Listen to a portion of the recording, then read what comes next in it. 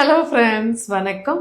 நான் மார்னிங் ஒரு motivation video கொடுத்துருந்தேன். அதில் ஒரு நண்பர் எனக்கு வாழவே பிடிக்கலங்க, ஏதோ ஒரு கட்டாயத்துக்கு நான் வாழ்ந்துட்டுருக்கேன்னு ரொம்ப விரக்தியோட ஒரு கமெண்ட் பார்த்தேன்.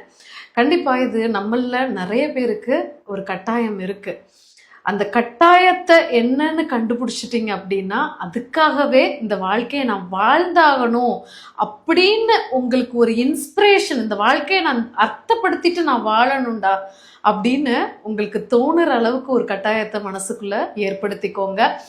மற்றபடி இருக்கக்கூடிய கஷ்டங்கள் எல்லாமே பார்த்தீங்கன்னா, நமக்கு கீழே உள்ளவர் கூடி நினைத்து பார்த்து நிம்மதி நாடுன்னு சொல்லியிருக்காங்க.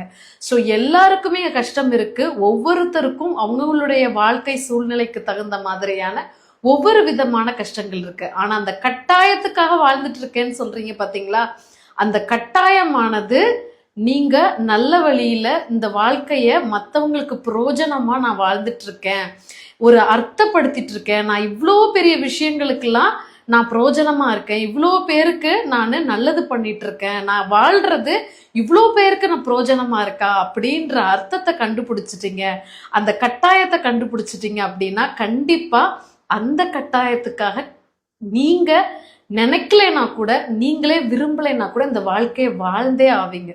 சரியா? கண்டிப்பா அந்த கட்டாயத்துக்காக கண்டிப்பா அந்த கட்டாயத்தை கண்டுபிடிச்சு வாழ பழகுங்க.